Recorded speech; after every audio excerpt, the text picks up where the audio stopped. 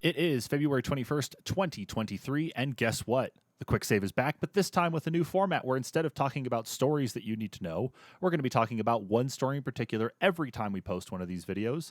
And it's not just me, it's also Kyle as well. Kyle, what is up? Oh, not a lot. What's up with you?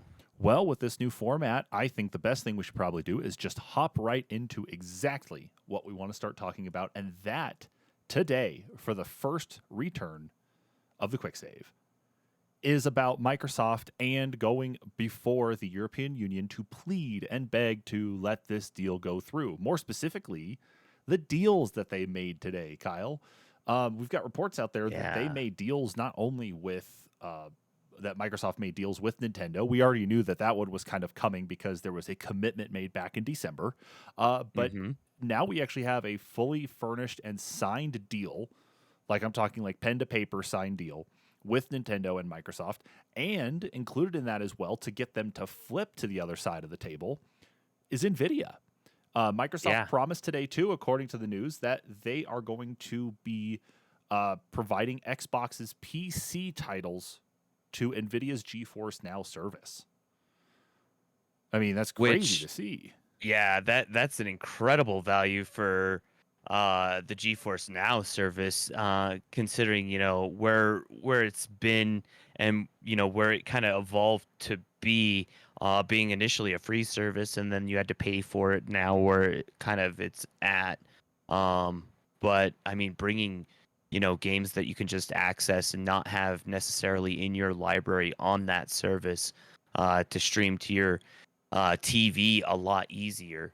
Because I know a lot of people that have those. I'm trying to remember what they're called. Uh, that little Nvidia blade thing, Oh, the Nvidia Shield. the shield. Yeah, Mm-hmm. Yeah, so with the Shield there, of course, not only can you do cloud streaming on there anyway, I think even you can use Xbox's cloud streaming app through the Android TV store or sideload the application itself. But yeah, using the onboard NVIDIA GeForce Now service to be able to play Xbox PC games there on your television, or if you're a GeForce Now user on PC or mobile, the doors have kind of opened up even more. But while it's nice to see that Nvidia is now on the side of Microsoft on this one, we were already kind of going into this knowing that Nintendo and Microsoft had signed a commitment or had made a commitment to each other for Microsoft to provide 10 years of Call of Duty basically to the Nintendo Switch or at least upcoming Nintendo hardware. But said there at the beginning, they actually have now pen to paper and have signed a deal between each other for that 10-year thing to actually come to fruition. And Call of Duty's mentioned in it, but also we're talking about apparently other Microsoft titles potentially coming over to the Switch and future Nintendo hardware too in this 10-year span.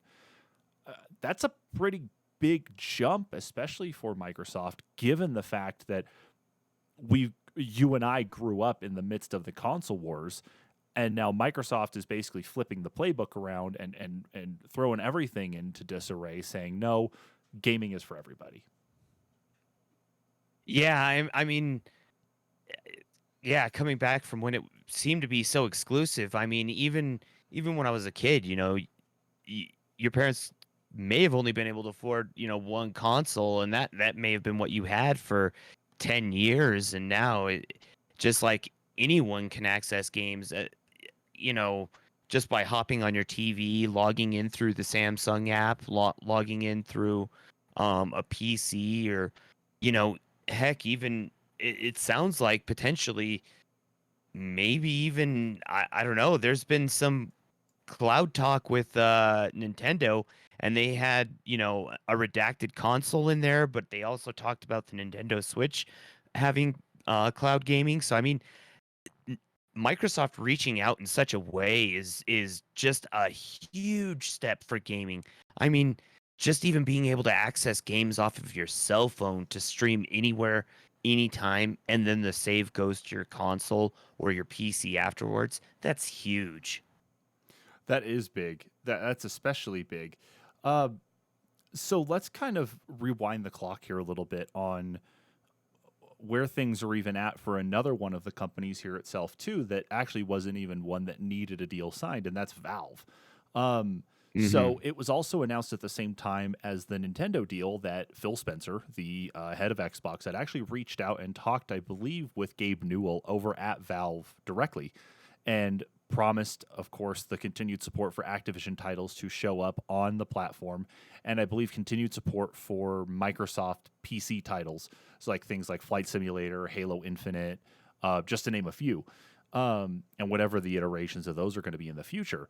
But there's actually news that came out though today in tandem with this, even though Gabe Newell Hmm. said, and I think you can correct me on this if I'm wrong. I think Gabe Newell had said that he's not even worried about any of that. Like he's not even worried about any of the um, issues with Microsoft. That they've actually been a pretty good partner for Valve for some time.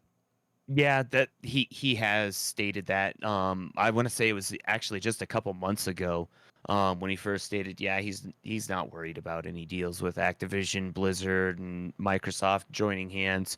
Um, it's no skin off of his back. So, and they have been cooperative partners in the past. I mean, Flight Sim is released in tandem on Steam. When they did the Xbox release, all the more recent Xbox titles that have released on PC, I'm fairly certain have pretty much released on Steam as well. I mean, I know Halo has. We One of the betas that I played on, uh, I got the code through Steam rather than through Microsoft, even though that I had my Microsoft and everything registered for it. So I mean, it's not like they're trying to not support Steam. They definitely wanted that data, obviously. So I'm assuming they want to continue a partnership. It's just more profit for them in the long run too. Yeah, like And not only that, more Blizzard Activision games coming to Steam is never a bad thing. I mean, how many Call of Duties do we have to wait and wait, just because it goes to Blizzard? And how many games just don't come to Steam because they're Blizzard titles only and they only launch on the Blizzard launcher? that's true. That's true. So kind of circling back here to like what Gabe Newell had talked about, I guess when this they were reached out to, I guess what he had said is we're not believers in requiring any partner to have an agreement that locks them to shipping games on Steam into the distant future, and that Phil and the games team at Microsoft have always followed through on what they told us and or excuse me, what they told us they would do. So we trust their intentions, and we think Microsoft has all the motivation they need to be on the platforms and devices where Call of Duty customers want to be. So, I mean, Gabe Newell, of course, obviously a big name anyway in the gaming space as is. But Hmm. the fact, though, that one of the largest proprietors, so to speak, of like, or the proprietor of the largest games service platform, talking about Steam, coming back and saying we're not as concerned uh, is definitely the best thing that Microsoft can have in its corner. And I bring up Valve because while they're not necessarily an issue, it was Hmm. confirmed though today, according to tweaktown.com, they say that Valve Corporation has hired legal counsel to represent the company in the FTC's Activision merger proceedings. So that means at least that Hmm. Valve has actually gone and retained counsel, which means that either they have been subpoenaed by Microsoft or by Sony in representing, part of this, like for documents, information, communication, whatever it is, or they are putting their name out there to file on behalf of Microsoft in support of the acquisition occurring. So Well, it's a and very interesting part to see on their side. yeah, and honestly, if you read into Gabe's statement a little bit, I mean, it wouldn't be bad for Xbox Game Pass to actually officially come to the Steam Deck. And one of the things that he said, gamer we want games to come where gamers are, and that, Microsoft sees that too. But, there's a lot of people that are buying up the Steam Deck like crazy, because they can play their PC games, because they can play their higher end titles that the Nintendo Switch may not necessarily be able to handle. So I could see potentially there being a partnership there for, Game Pass streaming, or even Game Pass through installs, which would be really neat. Yeah, that would be an interesting partnership to see, especially if there could be some sort of integration of either cloud streaming or Game Pass built into Steam. So that way, yeah, people who own the Steam Deck, such as yourself, could be able Mhm. to access Game Pass titles or the cloud streaming platform without having to go around and, potentially install Windows on a Steam Deck. It's just another app that's baked into the system, or at least through Steam, that allows you to get to what you want. I'm more inclined to believe the cloud streaming part than I would necessarily believe, say, Game Pass itself Yeah. be on there. But I don't know exactly what Valve's terms and conditions are, or at least their policy is as it relates to other platforms being hosted on their platform. So, how Microsoft could potentially approach that is going to be interesting, but it's not out of the realm of possibility. Yeah, and like I said, the installs, that is quite a bit of a reach, but cloud gaming totally in the realm of what the Steam Deck would be able to handle, especially connected via Wi-Fi. And why not have that partnership? I mean, it gets people to buy more Steam Decks. It gets more people to play on Game Pass. So True that. But let's really focus on the meat of this. Again, like we've been talking about, and I have to apologize here. I think we've jumped around a lot on it's the Nintendo part. Like yeah, let's make this very clear to the audience here that the agreement between Microsoft and Nintendo is something unheard of between console manufacturers, I think, ever. The idea, of course, of Sega having a Sonic title that's not on a Sega system was definitely something that threw us off, especially growing up and actually seeing it move over to other platforms. But that's kind of become the norm now. But the idea of a hardware hmm manufacturer who's also responsible for software development and another hardware manufacturer who has their own software development coming together potentially and providing or potentially Microsoft providing some of their library over to Switch players outside of the Activision Blizzard titles. But the potential of being able to see some Xbox stuff over on the Switch lends credence to that idea that we could have, like, all that talk, all that rumor of Game Pass or game streaming, Xbox game streaming showing up on the Switch. I mean, what do you think about that? I mean, yeah. the Switch, I think the Switch is gonna have to be game streaming. I don't think you're gonna have some Game Pass stuff specifically because, um, I don't see that part of it. But the game streaming part, I almost wonder, or leveraging Microsoft's cloud backend to make it all work, but it's still all like Nintendo stuff anyway. I don't know. Like, what's this is a big thing though in the gaming world for Nintendo and Microsoft to basically be shaking hands and making a deal.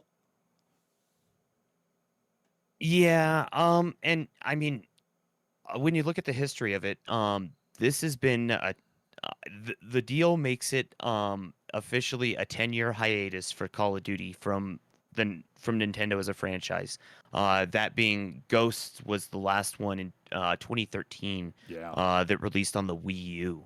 So I mean, if they were to release one this year, that would technically be 10 years, but 10 years for an agreement to be made anyway. Um, Beyond that, I mean, it would be amazing for Microsoft to put their cloud service with that Xbox Game Pass on the Nintendo Switch. And of course, like I said, that there's been talk in the I think it was the uh, can't remember the organization now, but there was an article released about Nintendo Switch and cloud gaming, and there was another console that was redacted, and there's been a lot of this image being thrown around with the Nintendo Switch and then an upcoming console in 20XX. So I mean, there's something planned down the line, and maybe Microsoft is trying to secure even a slight partnership for the Switch to carry forth, into their next generation. But beyond that, I mean, it's good to see even a chance for a port of some sort of a Call of Duty game, whether it be through their cloud service. And honestly, I think having Microsoft assist with Nintendo's cloud service would be an extreme benefit to Nintendo. So, I mean, there's that benefit as well. I agree on that part. And hey, maybe that we'll get the added bonus of not requiring a phone to be able to chat with friends while playing multiplayer games on a Switch, huh?